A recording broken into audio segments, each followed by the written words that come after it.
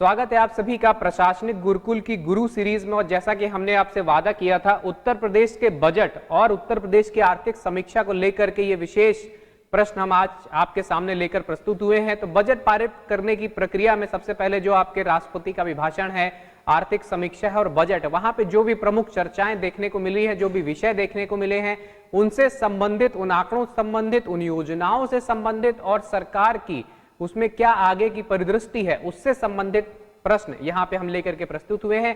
आइए देखते हैं इस बजट सीरीज में क्या है हमारा आज का पहला प्रश्न। आज का हमारा पहला प्रश्न इस बजट श्रृंखला का है कि उत्तर प्रदेश का राष्ट्रीय सकल घरेलू उत्पाद में हिस्सेदारी कितनी है। यानी जो नेशनल जीडीपी है उसको स्टेट वाइज अगर हम उसको डिवाइड करें तो उसमें उत्तर प्रदेश का कितना हिस्सेदारी है। तो उत्तर प्रदेश की उसमें 8% से अधिक हिस्सेदारी है। इसको ध्यान रखिएगा। आंकड़े हैं, आंकड़ों संबंधित प्रश्न है, तो ये आंकड़े आप पेन और पेपर लेकर के बैठिए, उसको नोट जरूर कर लीजिएगा। यहां से सबसे ज्यादा संभावित प्रश्न आएंगे और हर प्रश्न में 2 से 3 प्रश्नों को समाहित किया गया है, तो ये कम से कम 50 प्रश्नों की श्रृंखला हो जाएगी। अंकवार तो 15 ही प्रश्न है, लेकिन हर प्रश्न में 3 से 4 प्रश्न शामिल हैं। तो इसको आप पेन पेपर लेकर के बैठिए और नोट जरूर कीजिए। तो पहला प्रश्न, उत्तर प्रदेश का राष्ट्रीय सकल घरेलू उत्पाद में कितनी हिस्सेदारी है? 8% की हिस्सेदारी। सही उत्तर होगा मोर देन 8%। अगला प्रश्न है आपका, निम्नलिखित कथनों पर विचार करें एवं कूट से सत्य कथनों का चुनाव करना है। पहला कथन है, पीएम सुरक्षा बीमा योजना, प्रधानमंत्री सुरक्षा बीमा योजना के अंतर्गत लगभग 4.3 करोड़ नामांकन रजिस्ट्रेशंस के साथ उत्तर प्रदेश प्रथम स्थान पर है। तो ये एकदम ठीक है।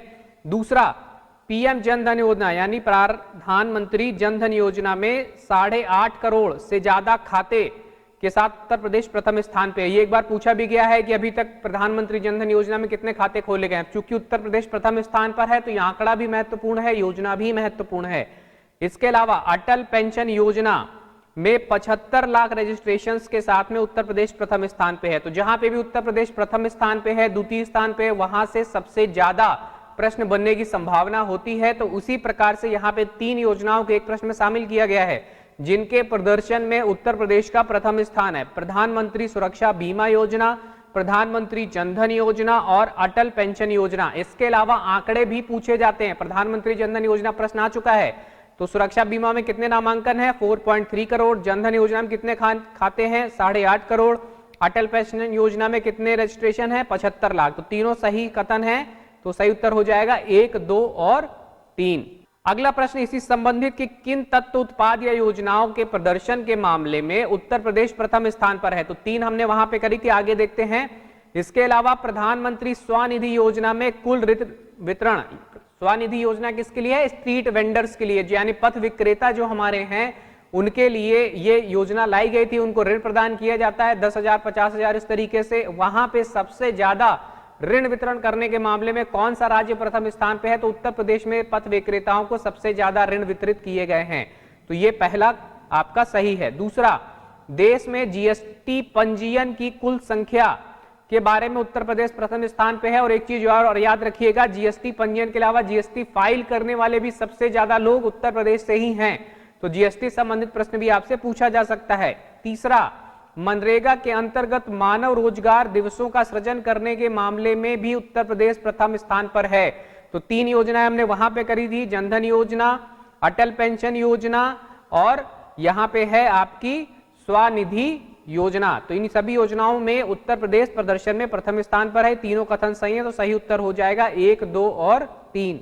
अगला प्रश्न आपका, निम्न में किनके उत्पादन में उत्तर प्रदेश प्रथम स्थान पर है? तो उत्तर प्रदेश सब्जी, फल, एथेनॉल के उत्पादन में प्रथम स्थान पर है, लेकिन मांस के उत्पादन में ये सेकंड स्थान पर, चौथा नहीं है, इसलिए 1, 2, 3 हो जाएगा। और इसके अलावा गेहूं, गन्ना, आम, आलू और दूध, ये कई बार पूछा जा चुका है, इसलिए अब जो नया पूछा जाएगा वो आपका फल, सब्जी या एथेनॉल से पूछा जा सकता है। एथेनॉल इसमें सबसे ज्यादा इंपॉर्टेंट है क्योंकि E20 या एथेनॉल मिश्रण संबंधी योजनाएं चल रही हैं और सरकार इस पे विशेष ध्यान दे रही। तो एथेनॉल के उत्पादन में भी है, एथेनॉल इस बार के लिए सबसे इंपॉर्टेंट है। बाकी जो ट्रेडिशनल है, गेहूं, गन्ना, आम, आलू, दूध, ये सब आप लोग को पता है कि इसके उत्पादन में उत्तर प्रदेश प्रथम स्थान पर है। इसके अलावा देश की कुल कृषि योग्य भूमि के सापेक्ष उत्तर प्रदेश में जो कृषि योग्य भूमि है वो लगभग कितनी है? 12%। अब चूंकि सरकार ने आंकड़ा प्रस्तुत किया इसलिए आंकड़ा जरूर ये वाला याद कर लीजिएगा। और कुल खाद्यान्न उत्पादन में प्रदेश का 20% से अधिक योगदान है, यानी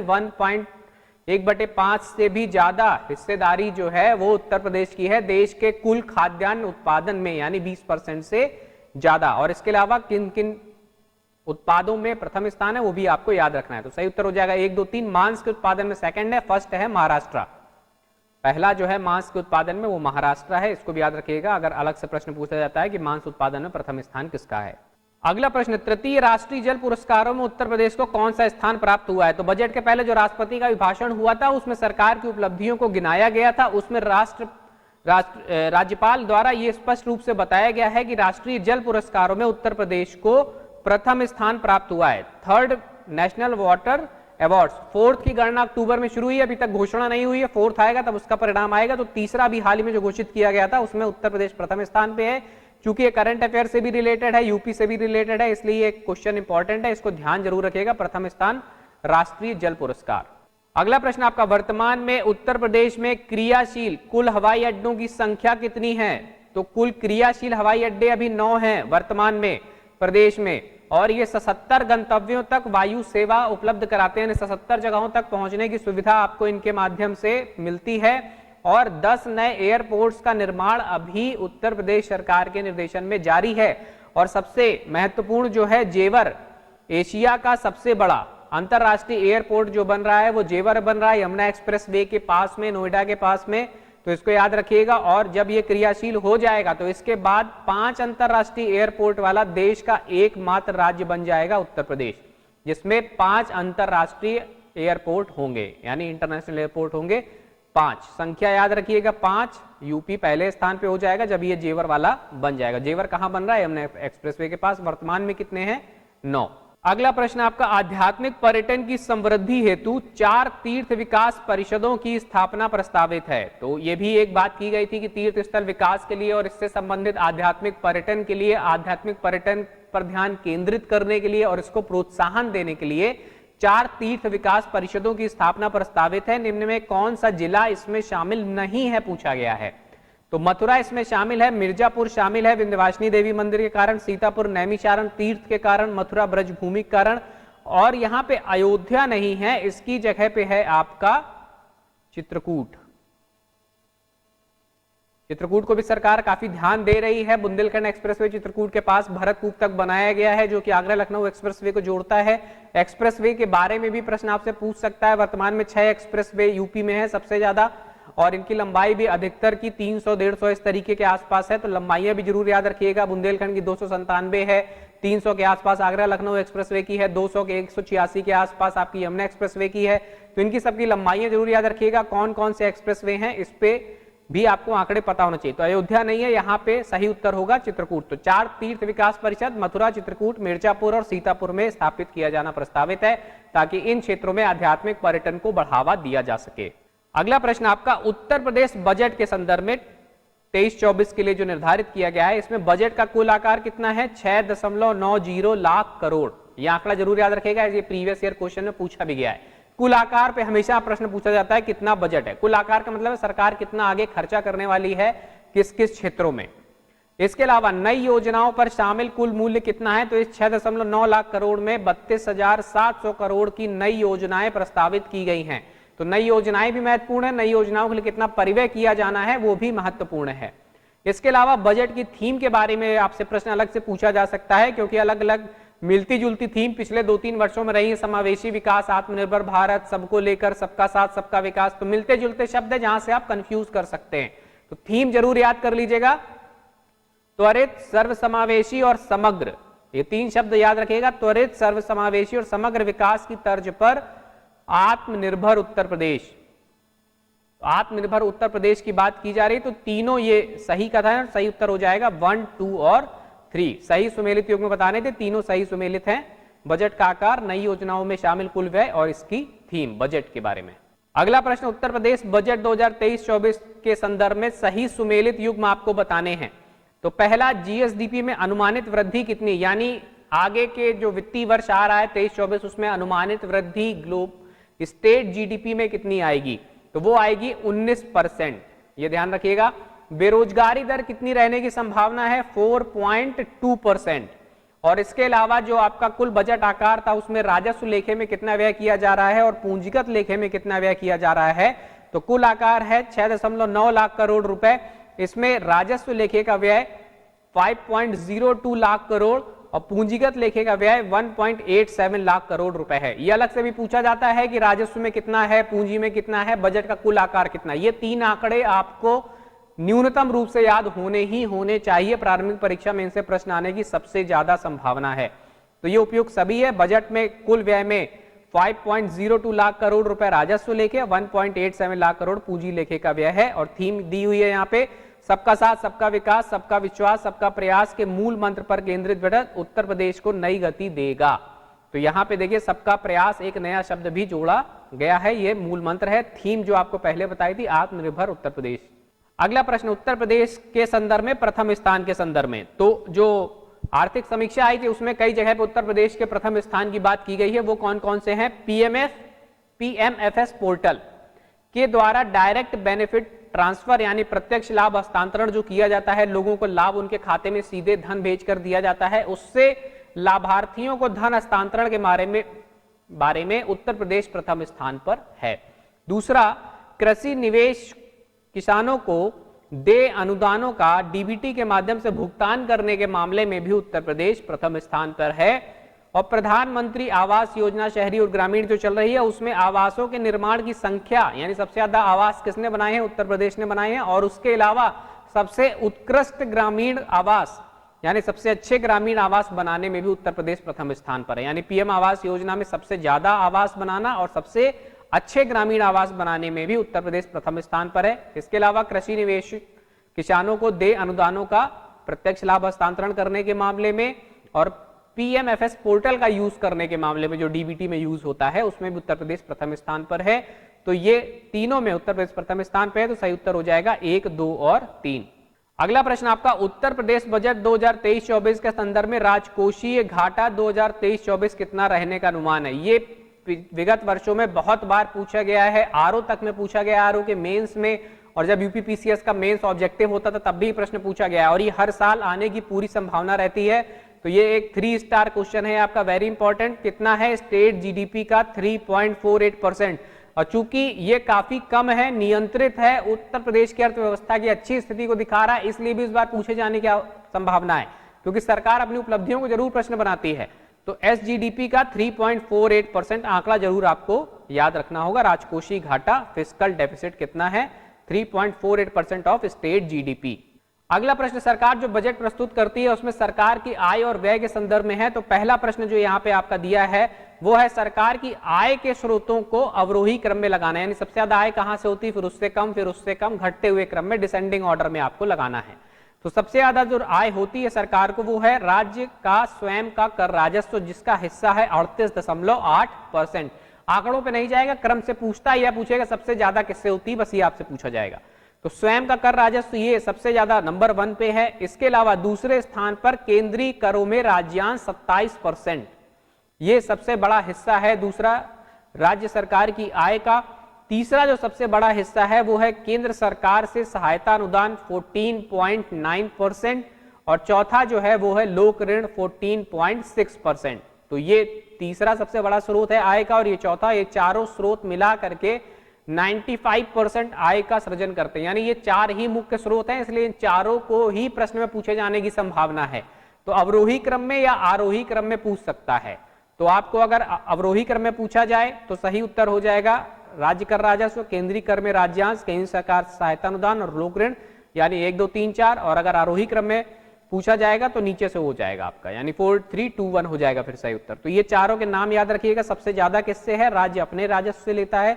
और अगर इसको छोड़ दिया जाए, कई बार ये भी पूछा जाता है कि वाह स्रोतों की अगर हम बात करें तो वाह स्रोतों में केंद्र सरकार से सहायता अनुदान या केंद्र करों में राज्यांश में किसका हिस्सा ज्यादा है? तो केंद्रीय करों में राज्यांश का हिस्सा ज्यादा है, जो वित्त आयोग की सिफारिश पर राज्यों को हिस्सेदारी दी जाती है केंद्रीय करों में, उसमें उत्तर प्रदेश को 27% आय होती है। तो सही उत्तर हो जाएगा 1, 2, 3, 4।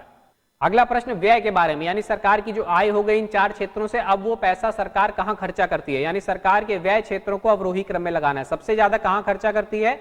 पूंजीगत परिव्यय में 21.2 7% सबसे ज्यादा पूंजीगत परिव्यय में ये खर्चा करती है। उसके अलावा दूसरा जो सबसे बड़ा हिस्सा है वो सरकारी कर्मचारियों का वेतन भुगतान 12.7% है।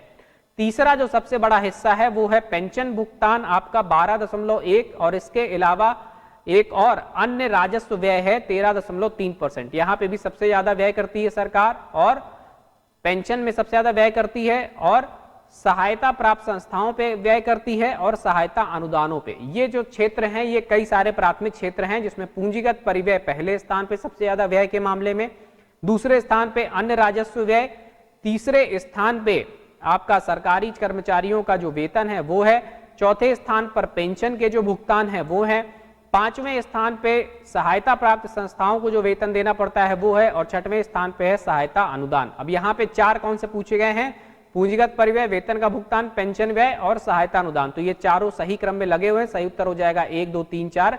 ये सरकार के व्यय क्षेत्र सबसे ज्यादा पूछा जाएगा तो पूंजीगत परिव्यय है, और इन दोनों को अगर छोड़ दिया जाएगा यानी अन्य राजस्व व्यय, पूंजीगत परिव्यय के बाद भी आपसे पूछा जा सकता है कि सबसे ज्यादा वेतन भुगतान किसका करती है? संस्थाओं का है, सरकारी कर्मचारियों का। तो आपको याद रखना होगा सरकारी कर्मचारियों में 12.7% कुल बजट का व्यय होता है।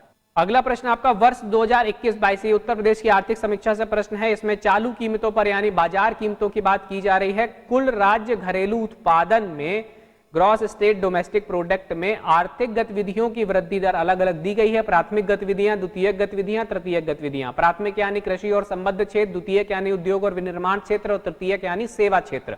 इनके संदर्भ में सही सुमेलित युग्म आपको बताने हैं। तो प्राथमिक क्षेत्र में जो वृद्धि दर रही है वो 11.3% है, द्वितीयक क्षेत्र में 10.4% और तृतीयक क्षेत्र में 10.7%। द्वितीयक और तृतीयक क्षेत्र को समान रूप से लेकर के चल रहा है। जो हम लोग एक चर्चा करते हैं रोजगार विहीन समृद्धि की बात करते हैं, या उद्योग और सेवा क्षेत्र में जो मिसमैच की बात करते हैं, वो उत्तर प्रदेश में ट्रेंड देखने को नहीं मिलता है।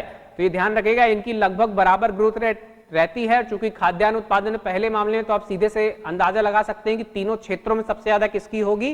प्राथमिक क्षेत्र की होगी। तो प्राथमिक क्षेत्र यानी कृषि संबंधित क्षेत्रों में 11.3, ये आंकड़े जरूर याद रखिएगा, 11.3, 10.4, 10.7। इनसे अलग अलग प्रश्न भी आपसे किसी एक पे पूछा जा सकता है। चूंकि तीनों सही सुमेलित हैं तो सही उत्तर हो जाएगा 1, 2 और 3।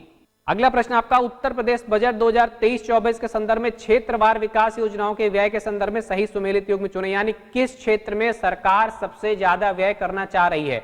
तो सरकार कहां सबसे ज्यादा व्यय करेगी? सबसे ज्यादा व्यय करेगी सबसे पिछड़े क्षेत्र में, यानी कि बुंदेलखंड क्षेत्र में 2,979 करोड़ रुपए बुंदेलखंड क्षेत्र के लिए बजट में परिव्यय में निर्धारित किया गया है। उसके अलावा पश्चिमी उत्तर प्रदेश का क्षेत्र, चूंकि ये औद्योगिक क्षेत्र है, उत्तर प्रदेश की अर्थव्यवस्था की रीढ़ माना जाता है, सबसे ज्यादा औद्योगिक उत्पादन यहाँ पे होता है। सेवा क्षेत्र संबंधी गतिविधियां यहीं पे संचालित होती हैं, जिसमें आपके नोएडा जैसी क्षेत्र हैं, गाजियाबाद जैसे क्षेत्र हैं। तो 2,470 करोड़ रुपए इसके लिए प्रस्तावित किया गया है। और तीसरा जो दूसरा सबसे पिछड़ा क्षेत्र माना जाता है पूर्वांचल का क्षेत्र, वहां पे 1,691 करोड़ रुपए प्रदान किए गए हैं। क्रम से लगाने के लिए अगर पूछा जाएगा तो बुंदेलखंड, पश्चिमी उत्तर प्रदेश, पूर्वांचल, केवल पहला पूछा जाएगा तो बुंदेलखंड क्षेत्र।